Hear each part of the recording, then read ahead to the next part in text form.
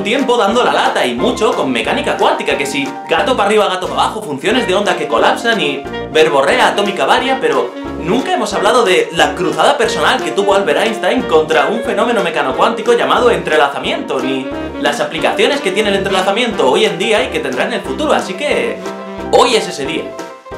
Vale, Einstein fue un crack absoluto, él se dio cuenta de que cuanto más rápido te mueves, más masivo te vuelves. Y plasmó esto en una ecuación, que es la que tenéis en pantalla, es la más mediática de la historia de la física, en la que básicamente ves que la energía y la masa de las cosas es esencialmente lo mismo. Como de hecho, esta ecuación no solo tiene implicaciones importantísimas en la forma que tenemos de entender nuestro universo, sino que además nos permite entender los defectos de masa que rigen las reacciones de fusión que controlan nuestras estrellas, como por ejemplo el Sol. Albert Einstein publicó en 1915 su teoría de la relatividad general, unificando en una sola teoría la relatividad especial y la gravitación universal de Newton, en lo que es uno de los pilares básicos de la física moderna. Es nuestra teoría moderna de la gravedad, en la cual interpretamos la misma como geometría o como curvatura del espacio-tiempo. Sorprende que en algo tan compacto haya un conocimiento tan profundo. De hecho, el propio Albert Einstein pensaba que nadie conseguiría sacar soluciones a esta ecuación. Solo unos años después, Albert Einstein recibió el premio Nobel en 1921, aunque no por lo que mucha gente piensa, que es por hacer su teoría de la relatividad general, sino que fue por explicar un fenómeno completamente diferente llamado efecto fotoeléctrico, por el cual, cuando una radiación, digamos, visible o ultravioleta, incide sobre un material, es de hecho capaz de arrancarle electrones, y esa corriente eléctrica se puede medir, se puede detectar, y está en la base de aplicaciones hoy en día como en sensores fotoeléctricos, que se llaman, claro, como los que están en el ascensor, y son unos sensores troll que se encargan de que cuando tú le pongas la mano e interrumpas esos fotones que inciden en la otra plaquita, la puerta se abre, y cuando lo quites, la puerta se cierra en el momento más inoportuno. Y este premio Nobel fue doblemente importante porque en aquella época algunos físicos entendían que la física estaba prácticamente terminada ya, como rama pues estaba casi todo hecho. Quedaban algunos flecos, explicar ese efecto fotoeléctrico y explicar también cómo es que un cuerpo emitía radiación por el simple hecho de estar a una cierta temperatura, pero que estaba todo el pescado vendido. De hecho, algunos profesores de universidad explicaban a sus alumnos que tenían un buen futuro, pero en la enseñanza tampoco quedaba mucho más por investigar. Pero Albert Einstein fue a hurgar, fue a meter el dedo en la llaga porque para explicar el efecto fotoeléctrico se basó en trabajos previos de físicos como Max Planck, los cuales concebían la radiación electromagnética, como por ejemplo la luz visible, en pequeños paquetitos de energía discretos cuantizados a los que llamaron fotones. Y de aquí salió, esta es la semilla de la cual salió otro de los pilares básicos de la física moderna, que es la mecánica cuántica. Vamos, que había cosas por hacer todavía.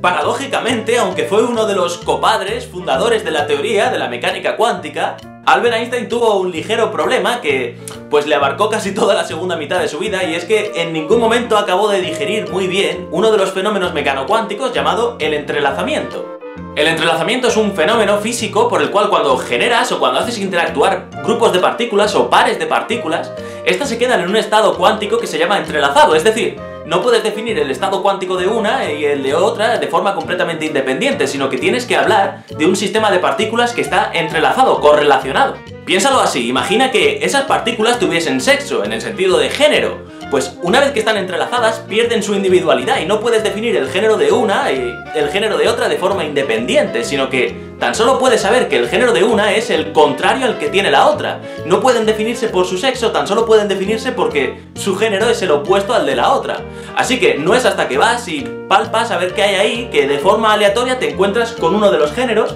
y ya sabes automáticamente que la otra se ha llevado el género contrario. Pero esto no le gustaba del todo a Einstein, ya que él se imaginaba el siguiente experimento. Imagina que tenemos dos partículas, una en la Tierra y otra separada a miles de años luz de la primera. Cuando medimos una propiedad de la primera partícula, esto influenciaría automáticamente a la segunda partícula, que está separada de ella una barbaridad. Entonces, ¿es como si se comunicasen instantáneamente?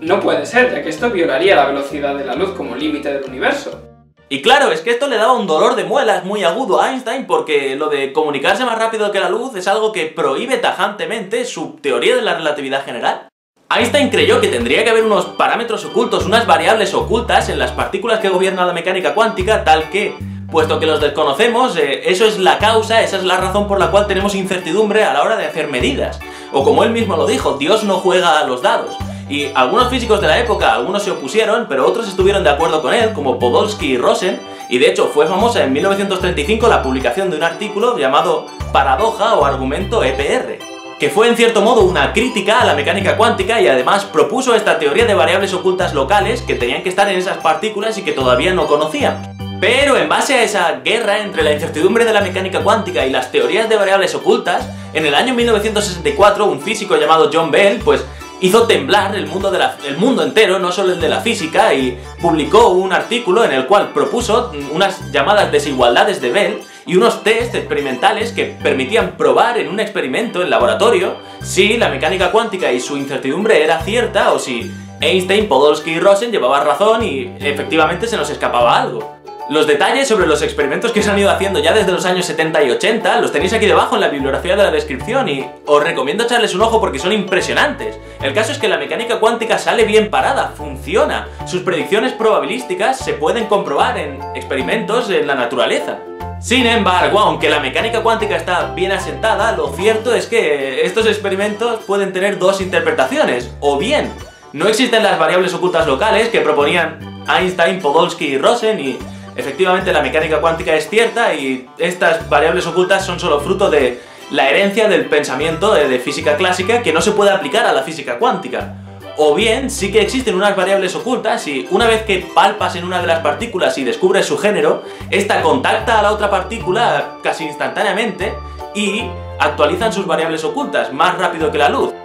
Sin que en ninguno de los dos casos, ninguna de estas interpretaciones pueda permitirnos en el futuro diseñar líneas de comunicación que nos permitan comunicarnos más rápido que la luz, lo cual sí que violaría relatividad general, así que al menos ahora Einstein pues habría podido pasar la mecánica cuántica, la habría podido digerir mejor porque ya no iría en contra de su relatividad general.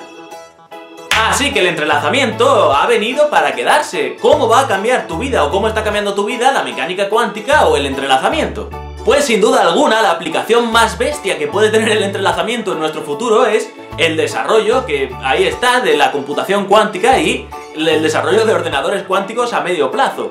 Y digo medio plazo porque es que es complicadillo. De hecho, muchos de los físicos, científicos en general, que se dedican a desarrollar ordenadores cuánticos, consideran que este es uno de los retos mejores que se puede tener en la vida, porque es que si tuviéramos un ordenador cuántico nos ayudaría muchísimo a simular y a intentar comprender muchos de los problemas que estamos teniendo intentando desarrollar un ordenador cuántico completamente funcional, así que, ¡ojo! Claro, piénsalo, es que se trata de intentar utilizar la naturaleza cuántica a nivel atómico y subatómico para que sea la propia naturaleza mecano-cuántica la que nos enseñe a comprenderla. Como vimos en un vídeo anterior, quizá podríamos intentar llegar a simular la realidad o incluso el comportamiento humano si lo que utilizas para simular es la propia naturaleza. Pero lo que sí es cierto es que un ordenador cuántico podrá en solo minutos, aprovechándose de todas esas computaciones paralelas que podrá hacer en base al entrelazamiento, resolver problemas con los que un ordenador clásico se ahogaría durante cientos y cientos de años. Recordando, claro, que un ordenador cuántico no sería un reemplazo para los ordenadores clásicos que ya tenemos en casa, porque solo son más rápidos en operaciones complicadas, simulaciones complicadas en las cuales estas computaciones paralelas te permiten llegar a un resultado en un tiempo exponencialmente más pequeño. Pero no significa que los necesites para navegar por internet o ver una serie o una película. Y uno de esos problemas complicados con los que un ordenador clásico se ahogaría sería, por ejemplo, simular cómo coges moléculas biológicamente relevantes y las haces interaccionar. Considera ahora dos moléculas, una molécula A y una molécula B, que interaccionan entre ellas. ¿Cómo son exactamente estas interacciones? Pues ese es el tema, que es demasiado complicado hacerlo con un ordenador clásico, ya que tendrías que saber la posición, el momento de cada uno de esos electrones que están en uno de esos orbitales atómicos que están dentro de esas proteínas y que al final generan estructuras muy complejas que básicamente interaccionan unas con otras. Pero un ordenador cuántico es distinto. Con un ordenador cuántico podemos simular todas estas interacciones. Y no solo eso, sino que además podemos buscar moléculas que interaccionen unas con otras y nos venga bien, de forma que podamos conseguir pues resultados biológicamente importantes que hasta ahora no habíamos sido capaces de conseguir. Y claro, esto tiene unas implicaciones gordísimas, porque imagina que ahora lo que haces es coger una serie de moléculas biológicamente relevantes y las pones a interaccionar en tu simulación. ¿Podrías intentar simular el origen o cómo surgió la vida en la Tierra? ¿O podrías intentar simular cómo son unos medicamentos que hagan con precisión cuántica lo que tú quieres sobre un paciente?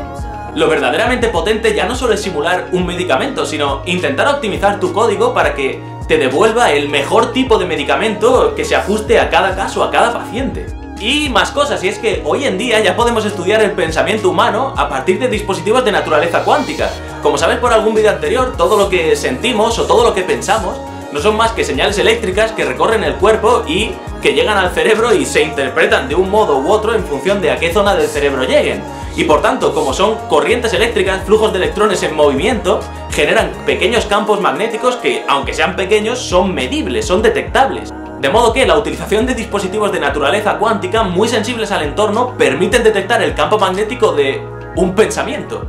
Estos son dispositivos superconductores de interferencia cuántica aplicados a hacer magnetoencefalografía. Actualmente se trabaja también en desarrollar la criptografía cuántica, que no nos queda tan lejos, y son básicamente protocolos y algoritmos que nos permitan asegurar y codificar la información que transmitimos, de tal modo que, en base a los principios de la mecánica cuántica, si hubiese un tercero intentando leer un mensaje que no le importa un pito, pues claro, el mensaje se perturbaría cuánticamente antes de llegar al receptor, y eso sería perfectamente medible y podría saber que alguien ha estado intentando poner la oreja donde no debía.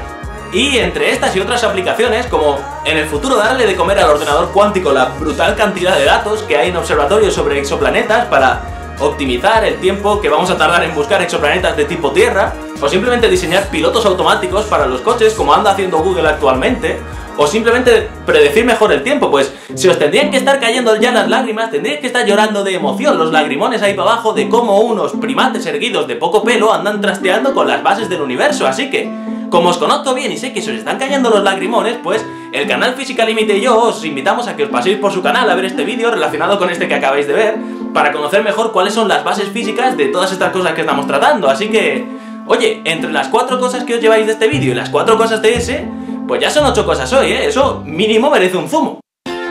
Y ya sabes, gracias por ver el vídeo, entrelazamientos para todos, y si no lo has hecho ya, pues ¿a qué esperas? Pulsa el botón rojo al final del vídeo y suscríbete, aquí abajo también lo pones, suscríbete y es gratis. Además, si el vídeo te ha gustado, pues te agradecería muchísimo que lo compartieses y que dejases un me gusta. Y adicionalmente, pues si me sigues en redes sociales y tal, pues ya sabes, que me ayudas a difundir y a que todos sepamos 4 cosas más.